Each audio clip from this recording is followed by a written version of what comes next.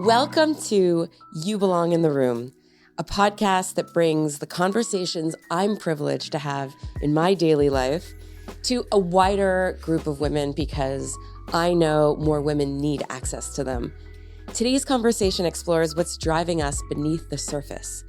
Women are highly capable, and we all carry pressure, emotional burdens, and patterns that began long ago. We'll examine the emotional blueprint, how early experiences shape how we show up in our relationships, decisions, and at home. How can we tell when we're reacting from the past instead of leading from the present? What are we modeling for the people around us? You can't change what you haven't identified. This episode is about awareness, it's about self-work and emotional leadership. You belong in the room, and sometimes the very first room to understand is the one at home. This podcast is for educational and entertainment purposes only. It is not intended as a substitute for financial, legal, or tax advice. Consult a qualified professional for your specific circumstances. I am so lucky to be joined today by Dr. Tina Montreuil, who I had the pleasure of meeting not that long ago, but it feels like we've known each other for quite a while. So, Tina, thank you so much for being here today. Well, thank you for having me. I feel so privileged to be Me here. Me too. Yeah. And before we get into it, Yeah. Please, you'll do a better job at this. Introduce yourself. Yeah. Tell everyone a little bit about your background, your research, and how do you spend your days? What do you think about? Yeah. So just briefly, I'm a small town girl living in a big city like Montreuil. I am now a researcher, and I'm also a university professor. I'm a clinical psychologist by training, and started my professional career as a clinician and sort of fell into research just because of my inquisitive mind, and my inquisitive mind that wanted not to just provide people opinion when I'm seeing them and when I'm counseling them, but really wanting to rely on evidence and empirical data. So I specialize, I would say, in child development. That's really what I do at the core. I've worked in schools, several Montreal school boards, mainly Anglo. And I've also worked in the hospital settings. So I work with adolescents, work with young children. And over the years, if you're working with children, by default, you're going to end up working with their families and their parents and their caregivers. So I've really developed an interest in better understanding what family dynamics, family predictors, just family systems, and how that affects and shapes who children are. So that's why in the recent years, I've been working a lot in the perinatal space, so prenatal and early postpartum. So really working with families and better understanding the exposures that children have from a very early age, the womb being the first environment in which they'll grow, to really support families to become just better individuals first. And then by default, being better at anything else that they do, of which one of the hardest job ever is, maybe we'll get to talk about it, becoming a parent. Yeah.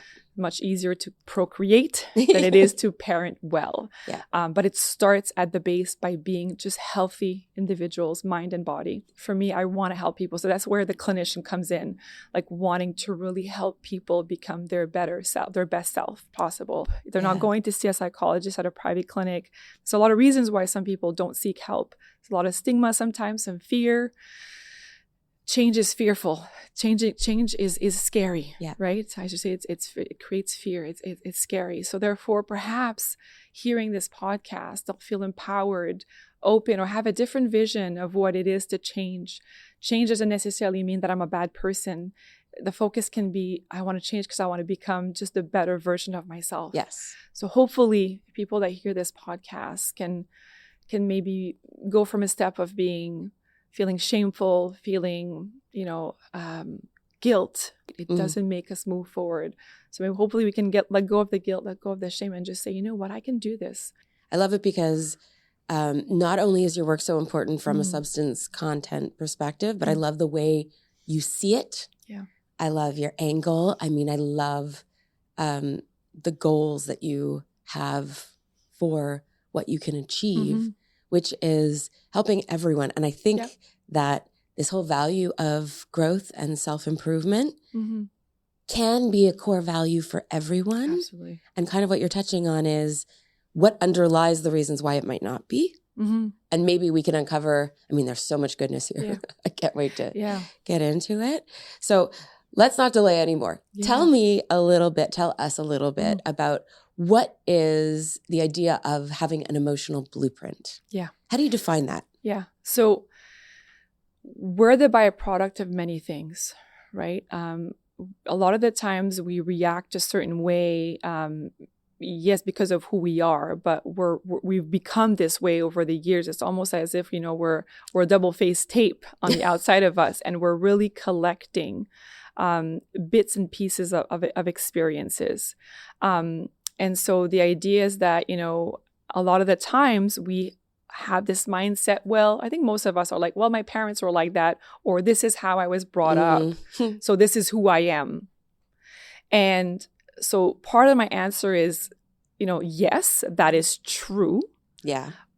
But there's more to that. It doesn't have to be or to remain like that if we feel that there's a need to evolve. Mm-hmm. So it could be that, for example, it could be that, it goes as far as our childhood. And it could also be that at one point, maybe in our teens, we experience something. It could be bullying, it could be various things, right? But we're basically, I think what we need to see is that I'm not just a bad person, or I don't just have bad reaction, and that makes me less than someone else. We don't control those things. A lot of the things that we are today, are, especially if they're related to our childhood, we had no sense of agency on that. What I tell people is that, well, now you're an adult, and sure, you experience things that shaped who you are today.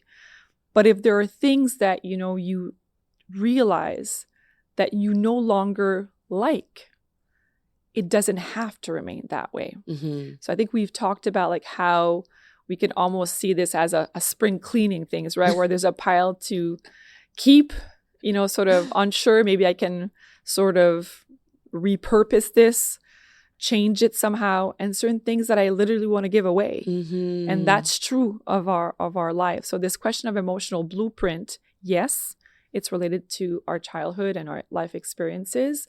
But now, if we want to stop and evaluate, we can approach it in that way that I was telling you. We do have a sense of agency on certain things as an adult. And so we can intentionally sort of change or improve or but it starts with a reflection, right?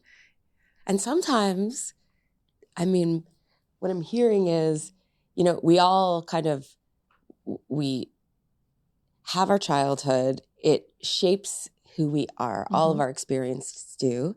And then eventually we end up in moments, I think. Yeah. They could be relationships. Yep.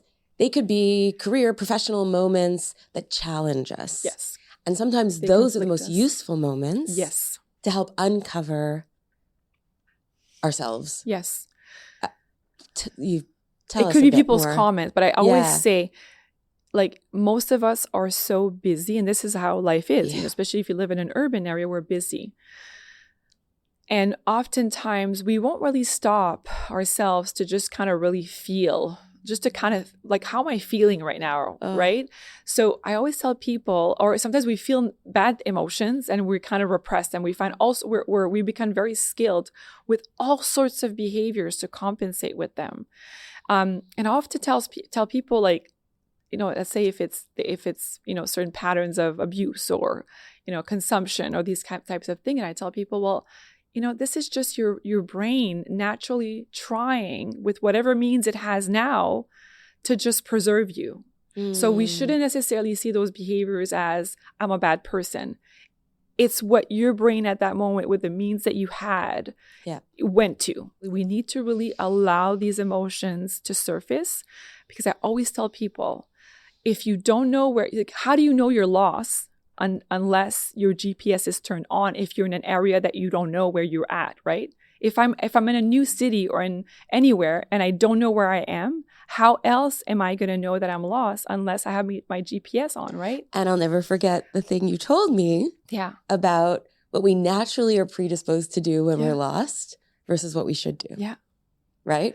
Yeah. When we find ourselves lost in a forest, Tina taught me. Well, and right? a good colleague of mine actually taught me that. I have to give him credit.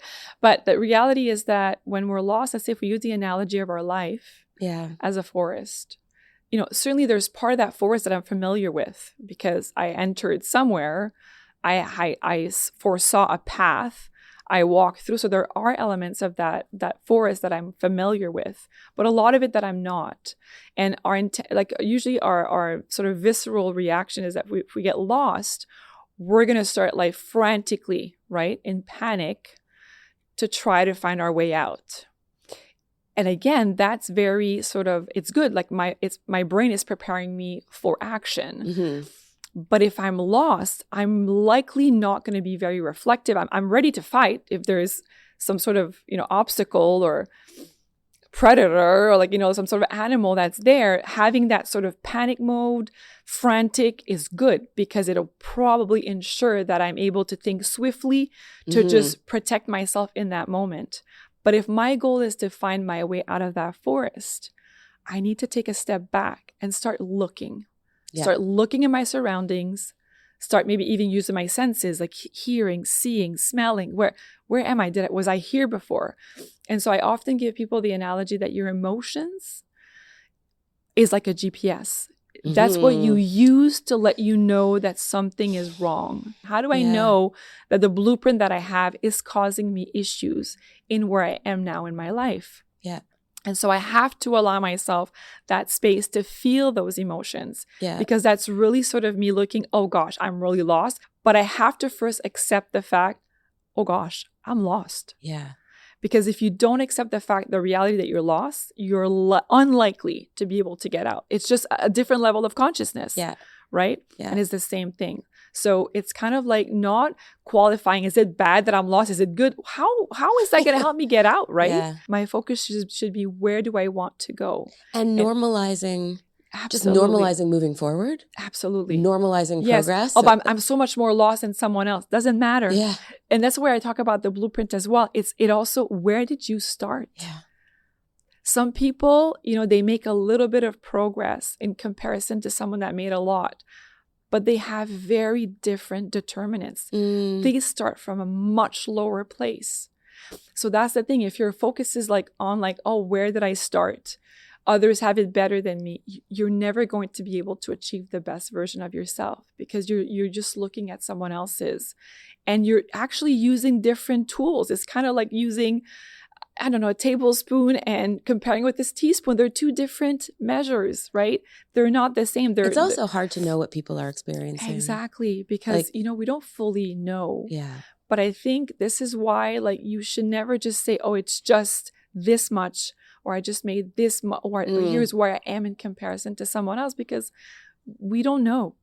So I think, starting being less judgmental about the process. Yes. And just focusing on what it is that you want to be and believing that that's achievable. So I guess my focus is always how can I get that person to believe? Yeah. What can I say? How can I say it? Right? Because I do believe that that's possible. Do you feel like there's something about women suppressing more our emotions? Well, research shows that women do feel emotions more than men do. Does that mean that some men don't and some men can't? No, it's just the way we are wired. First of all, women, and that probably has a lot to do with it, but our hemispheres are lateralized. That means they're connected, which means that probably we can bring in more of our emotions into our reason.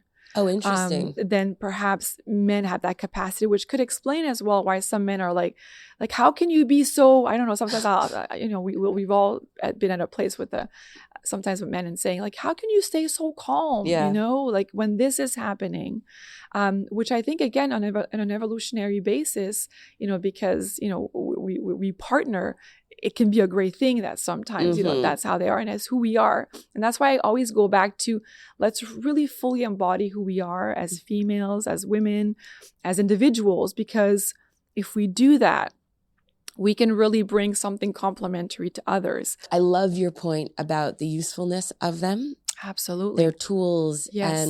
and their ability to guide us. Yes. Like I know that my emotions over the last however many years, I think I can feel the uncomfortable ones, and don't push them away.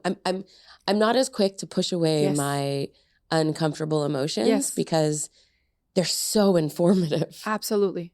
Some of our work has shown, some of the students that I work with as work has shown that, sometimes suppression can serve a purpose. So we shouldn't that's the thing. We shouldn't make something always black and white, because if I'm feeling intense levels of depression and anxiety, suppression for example, may make me say, you know what, I need to go see a psychologist. Let's work on it. You can't be mindful. You can't be, for example, making use of good and adaptive strategies if you're, again, in that panic mode in the forest and you're lost. Right. Being able to suppress those emotions helps me sort of say, okay, I'm lost. I need help. How can I get out of here? Right. But if I'm really in a panic mode, I can't do that. And I also wonder, how do we know when we're acting based on our emotional blueprint, our past? Yeah. And how can we tell when it really is something we're feeling in the present? Yeah. I would say,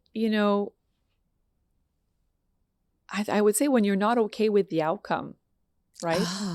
Because a lot of the times, we might say it's that person's fault. And it may be that person's fault. But sometimes it's maybe saying, okay, I'm not happy with how this turned out. I kind of have to maybe accept that I may have had a role to play in that negative outcome. I realized that I had a role to play.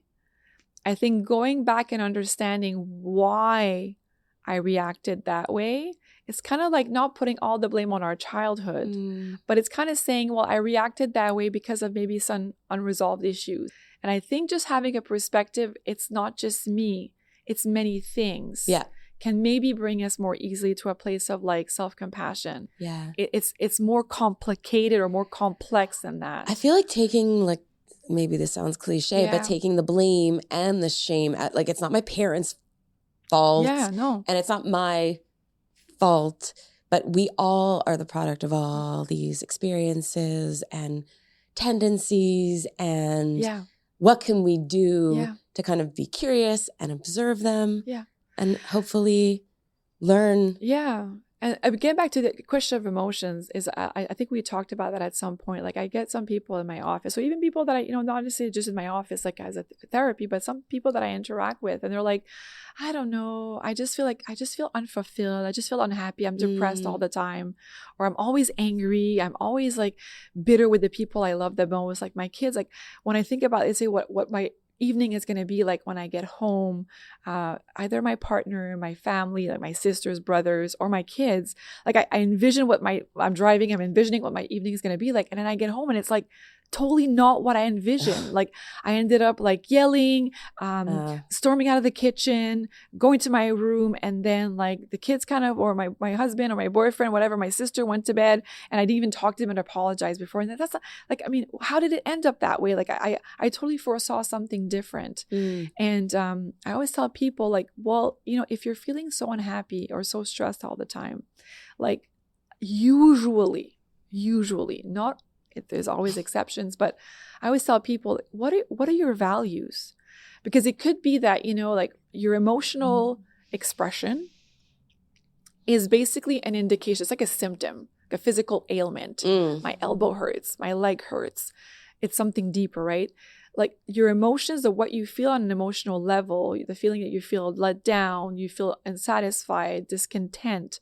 Typically, it's a disarray. It's a lack of harmonization between, at the core, what my values are and the choices and the behaviors and the actions that I make on a daily basis. So if at the core for me is, for example, to be healthy physically, but that I make poor food choices, I get an opportunity to exercise, but I prioritize let's say, work or something else over physical activity, well, for sure, I'm not going to necessarily realize that maybe I'm not harmonized or in sync with my values and my behaviors. But the emotional compass, which is always on the negative polarity, and again, it's not, these emotions are not, we label them as being negative, but anxiety, anger, they're valid emotions. Yeah. They signify something. We have to give them space. It's what I do with those emotions. If I am an alcoholic as a result of that, if I am someone that can be physically harmful to people that I care about, that's not right. It's a misuse of, or channeling of those emotions. But if I can use, there's a whole bunch of people that live with those emotions, strong emotions on a daily basis, and they make alternative choices with those emotions. They choose to channel them differently, right? I am sitting here grinning because yes, I have personally experienced like exactly what you're talking about, and have been able, well, before creating Granite Family Office, yes, I had felt very strong negative emotions. And professionally, or generally speaking. But that kind of bleeds into the rest of your life. Yes, absolutely does. But the source of those negative emotions ended up causing me such overall discontentment that it ended up being entirely about my values. Yeah. And I couldn't get over what an impact it had on my well-being. So you're basically, are you recognizing now in hindsight that you didn't realize what your values, your core values were really? Sometimes we don't stop and do that. Well, my environment changed. Yes. Okay. Is what happened. Yes. But I hadn't ever done the work. Yes. To identify them. Yes. So, and most people don't actually, right. don't, like, it's not like you had never done it. Like most people actually go through life without necessarily doing that. Yes. And a lot of the times we see people at work or on Instagram or whatever, we're like, oh, they look so happy, so centered. They're probably just people that are in alignment. They choose, or that's like 1 second of happiness. And yes, absolutely, that's true as well. But that's also what you're seeing in that reality, that social media reality. But I mean, generally speaking, I would say that alignment. That if you can work at realizing that you're not just feeling emotions and you have no control on that over them, is that there's a misalignment somewhere, just like you would have for your physical body, right? Yeah. There's something on an emotional level, a psychological level, where you are probably making daily choices. You're staying in a job, you're staying in a relationship, you're befriending someone, you're doing something that is basically not feeding your core values. Yes. So you're starved emotionally. Yes. Because your behaviors is what feeds, it's the actualization of your values. Yes. Your values are there. Yes. But in order to get to fulfillment, it's through your actions. Yeah. And so usually there's that misalignment between the two. The whole basis of that, huge part of it, was teaching children, like, what are your core values? What are your family's values? What are, let's say, your maybe your environment's values? And then at the core here, there's a little bit of an enmeshment of both. Like, what are your values? Yeah. Your family, your school, for example, your friends. And part of that, you're a byproduct of all these environments. I think. But being able to live in alignment with your values is key. What allows you to be emotionally well. I think absolutely. You just put your finger like exactly on it. It's not trying to tame the emotions, no longer feel the emotions, numb them. It's just your emotions will adjust once your core values are identified and your behaviors align.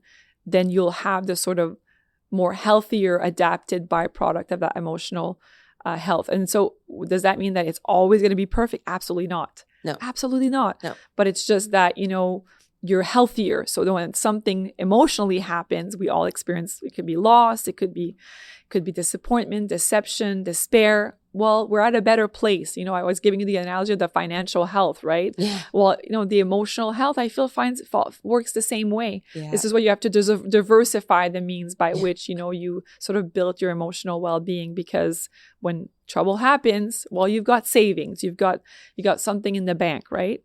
That's the whole point about living a healthy life as well, like with good values and good morals. So there's many facets of what more core values are. Yeah. Morality is one of them. Lifestyle is one of them, Yeah. right? So it's a compound of all that. It's relevant in every area of your life. Absolutely. Right? So Yes. professionally, in your couple, in your family, your original family, with your children. Yeah. And I think your ability to show up. Yes. And model, as we talk about, and the importance of taking care of that for yourself so that you can do better for those around you. Yes.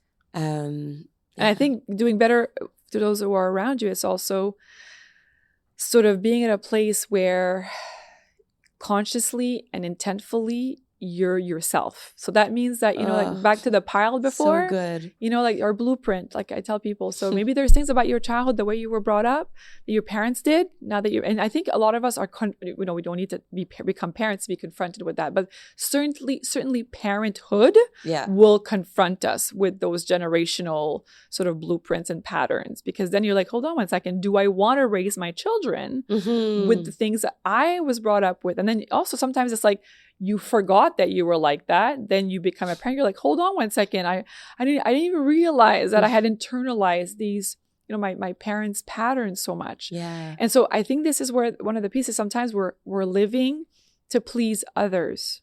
So we're like our value, my behaviors is like, it's actually my mom's or my dad's core value. But I'm executing, making choices on a daily basis, choosing a career, choosing, you know, to do certain decisions in my family, like it could be religion, it could be anything else, based on who my parents were.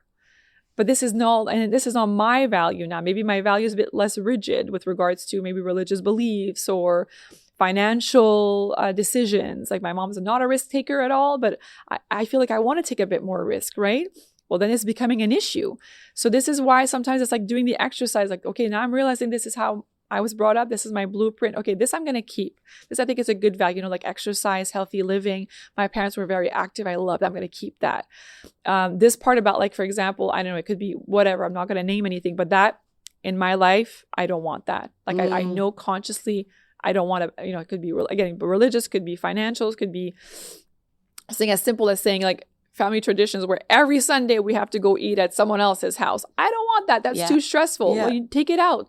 And then sometimes it's like, I won't throw it out, but like I need to dilute that it's too rigid. It's too, you know, we talked about a few examples. So it should be like that. So that's one of the ways we have to sort of get to a place where we are, you know, we're making choices that are ours, right? And we're teaching our kids that as well, right? And that's the hard, because if you don't let go of the way that you're doing things with your family, it's very hard to let your children sort of have their own decisions and their own sense of agency as well, right? I just want to talk to you all day. Yeah. And I don't know what you're going to say to this question, but go ahead. How important is it to share values or have overlapping values with your partner? Well, I would say that it certainly makes life easier. I think a lot of the times, like I've counseled a lot of couples, and okay, there's exceptions to the rule. There are people, you know, that we know for a fact, like if we had to assess them, there are people that have issues. Yeah. But on average, I think people are okay sometimes individually. Yeah. But you put them together and it's like water and oil. It just doesn't mix. But can you say water is bad and oil is bad? No, they both have a purpose. Yeah. But, you know, together, you won't make much out of that, right? So I feel like certainly if you have a similar blueprint, could it be financial, could it be just like with how you express your emotions and how you expect your emotions to be received and how you expect the other person to also express their emotions. If you're in alignment, it'll certainly make your relationship easier. Does that mean that you're not the same and you can't survive? No, but it'll probably require a lot of work, self-work, and what we're talking about now. Yeah. So I have worked with couples, others have. It is possible, like anything else.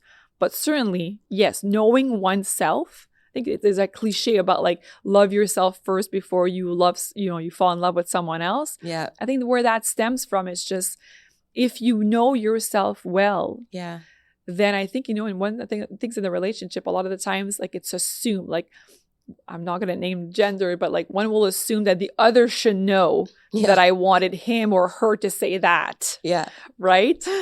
But a lot of the times it's like, either we don't even know ourselves what we want. Mm-hmm. And certainly I think we have to just be better communicators. Yeah. Like if you know yourself well, and then you work on being able to say, you know what, I'm okay with who I am. So I think I should be able to communicate to the other who I am and what I need.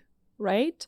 So it's like it's very scaffolded, right? Like first self-discovery, and self-acceptance, self-discovery, self-acceptance, and then self-improvement, and then sort of self with other, working well with other, and then being able to communicate what I need. Mm-hmm. And if this is who I am. Mm-hmm. It's like almost take it or leave it. I'm comfortable with who I am. Yeah. Let's hope this works. Yeah. Right?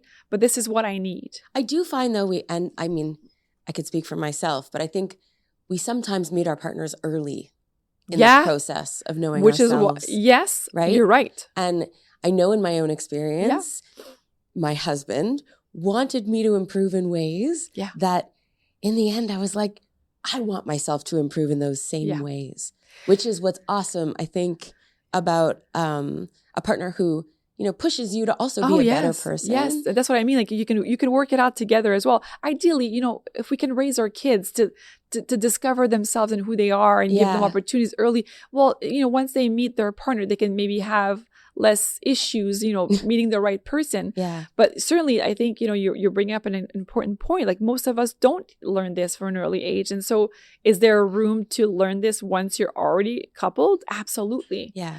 But you need someone that at least will be in the same position as you where we want to grow together. Yeah. Right? Yeah. If you have a closed person, which was the example I was giving you before, they're closed, it's going to be very challenging for you to be able to be self-fulfilled and fulfilled generally with a person that just doesn't want to take part in that change process. Yes. You can be at different spaces, but at least that there's that openness. 100%. So same, for example, it could be that your I don't know, like maybe a partner has expectations of his wife or her husband that come down to, for example, my mom was this way, or my dad was this way. Yeah. And when I'm talking about doing the cleaning, it's the same thing. Like, are those things that I really want, or are those things that I just sort of brought over, but never consciously asked myself whether I wanted those things in the first place? Yeah. Maybe I don't need my wife to be exactly like my mom, and that's great, right?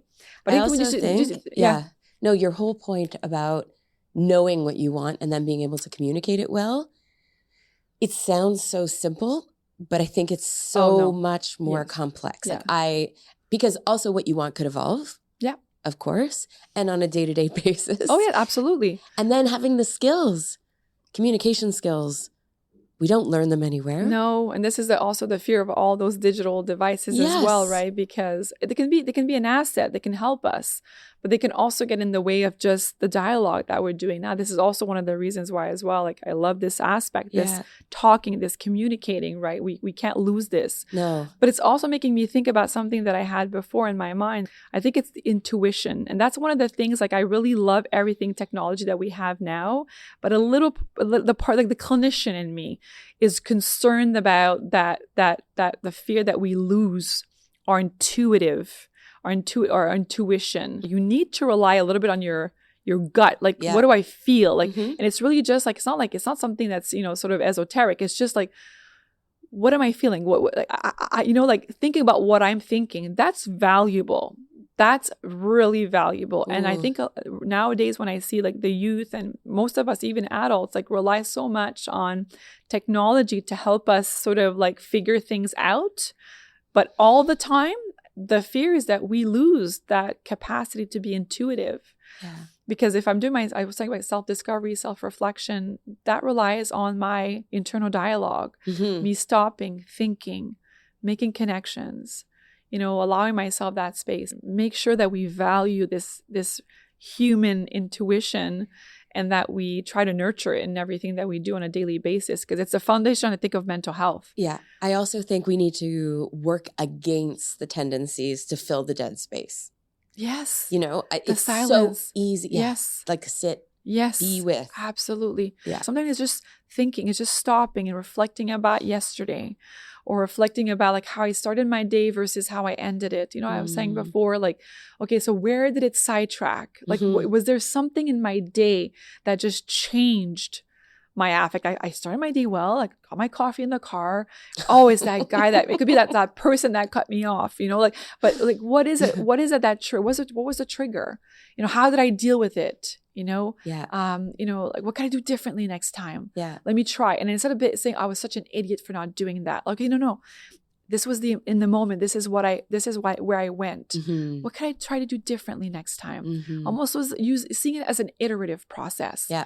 Doesn't matter that I'm not the result of what I did today. It's a continuous thing. That's what's wonderful about life. You know, I'm not defined by my history. Like, I'm really defined by what I choose to do on a daily basis. Like, where do I show up or not for myself? If you show up for yourself, you're going to show up for others.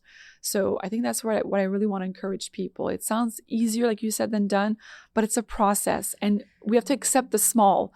You know, like, if I were to tell you, I gave you that example once, like, oh, you know, Lindsay, I'm not going to like start planning for my future. Like, I have little to invest right now. Like, you know, I have so little that it's no point that I invest. What would you tell them? Oh, well, you have to start somewhere, don't you? Because then the alternative is that you never save. Well, I think this brings me to something that is a huge topic that we need to talk about, because I think it stands in the way of us being able to do well financially and in life. Yeah. Perfectionism. Yes. Fear. Yes. This whole idea of this isn't the right time. Yes. I don't have enough. I'm not ready. Yes. Or it's not good enough. It's just not a little. Enough, yes. You know, or I'm scared. Yes. I'm scared. And you taught me about the difference between real fear. Yes. And perceived fear. Perceived fear. And your brain often can't tell them apart. So whether it's not a true threat or a real problem, if you perceive it to be a problem, it will react as though it was a real threat. And that's what's great about our brain at the same time, because it's reactive. But the thing is that, you know, we can teach our brain to see it differently. We can sort of like take the perceived threat and tone it down so that we don't react the same way. But you're right. Perfectionism is a great thing. If you have a perfectionistic surgeon, you're good, right? You want, in certain cases, or a dentist, whatever it is, like, you want it. It's a good thing. Yeah. But there is such a thing as too much of a good thing. Yeah. So if I am, for example, am a perfectionist person, I will tend to basically, you know, maximize the negative and minimize the positive. I'll tend to personalize a lot more. So emotional reasoning, like, oh, that, I bet you that person like intended on hurting me. So if you do that, it'll hurt a lot more than if you're like, oh, they probably just like were having a bad day. Right? You're externalizing it, right? Like, oh, they were having a bad day, versus like, oh, like I probably said something wrong. Like, you know, I probably showed like an image of myself that I didn't want to show. They're going to think I'm not professional based on what I'm wearing, whatever, right? This is you personalizing something external, right? So it's going to affect you much more. Too much of it, or excessive amounts of it, or excessive applications of it tires you down, because you can't be perfect all the time, right? Yeah.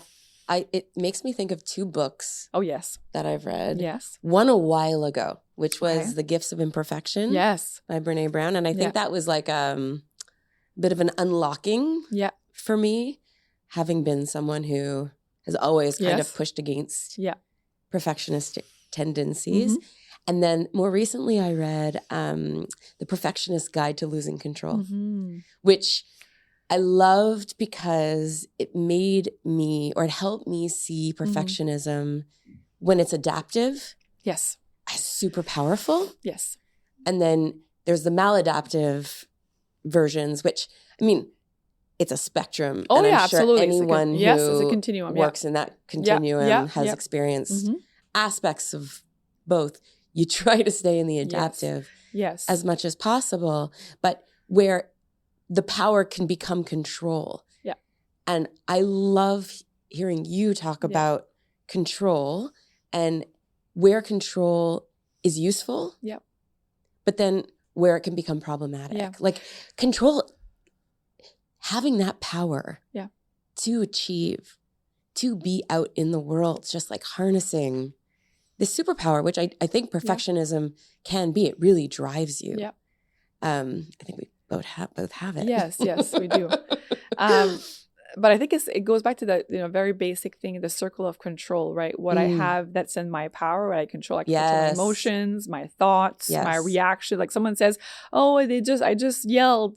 I couldn't control myself." No, technically you didn't control yourself. Like you lacked emotional control, but you have the ability to control. My need for control is basically rooted in insecurity, right? Like if you want to treat someone for anxiety that has chronic anxiety, you'll need to teach them to just let go a little bit more. You need to teach them to delegate. You need to teach them to accept that things won't be perfect. So really perfectionism at the root is this idea that I control everything. So whenever something doesn't go as planned, it's very difficult for someone that's perfectionistic because I take it as I did something wrong.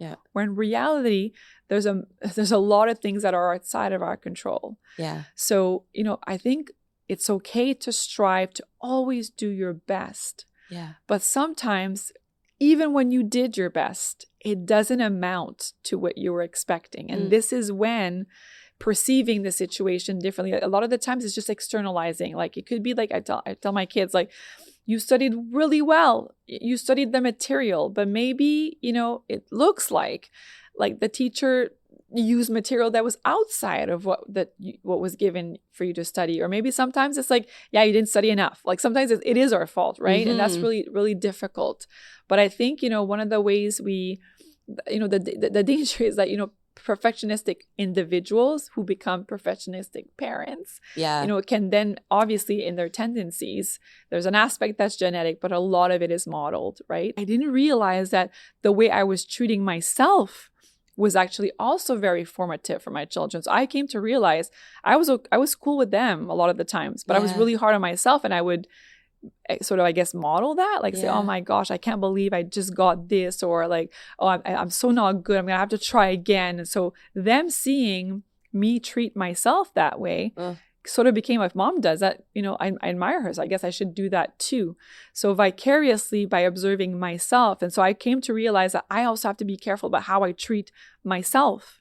And this goes back to the beginning, whether you're a parent or not, you have to really take care of yourself, because eventually, it kind of goes down to, intergeneration, 2 generation. This is why I'm so compelled by this whole perinatal thing, right? Because if we can teach this awareness of self before you become parents, well, even better, right? Because then you'll be aware of how these patterns pass on from one generation to the next. It's really powerful work.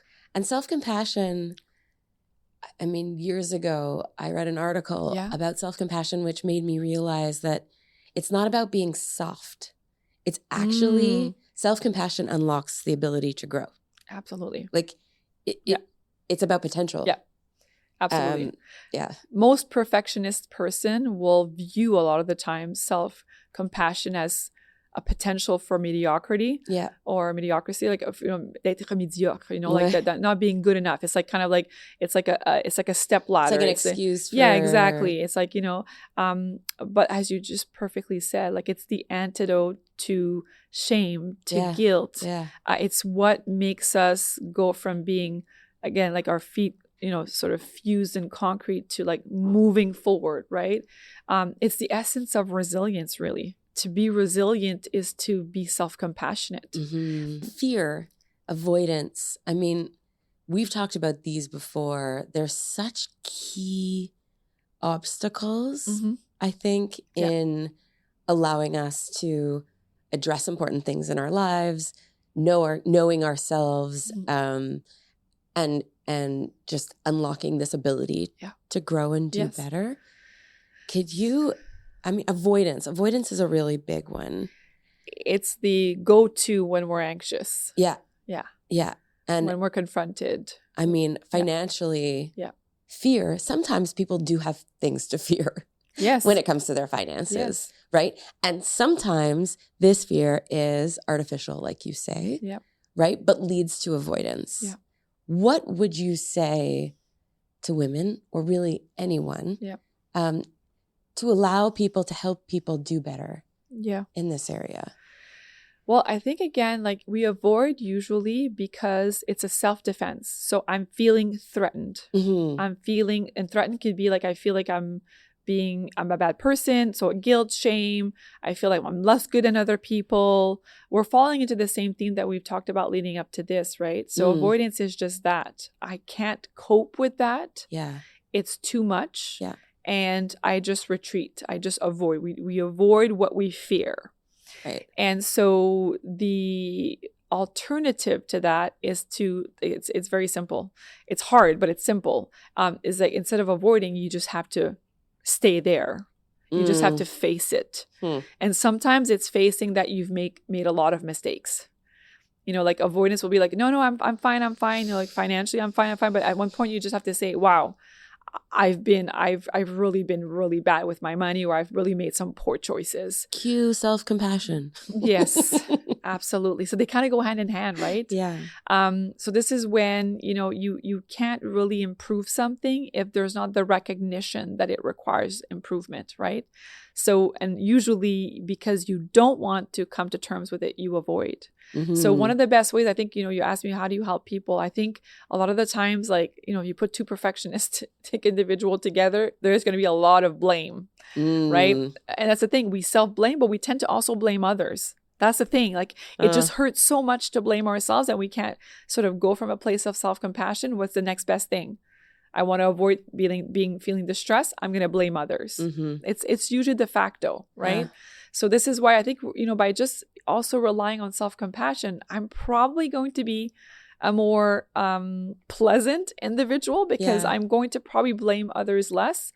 But also, like, you know, people will accuse us of like always like avoiding. Oh, you're avoiding. You know, either you're avoiding or you're displacing the blame. You know, like, so I think we'll reduce the incidence or relying on avoidance if we just, again, like, go from a place of self-compassion, go from it like it's a process. I'm not, this is not a dead end. I don't end here.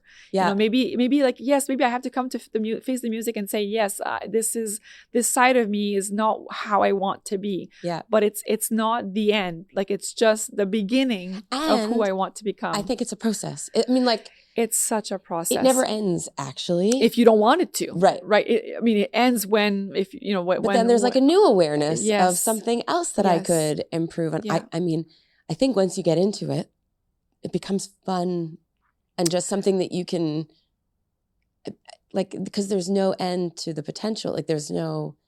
Yes. And I think that's, again, it's like the perception. If I see it as, that's it, like, this is who I am. I'm, you know, right.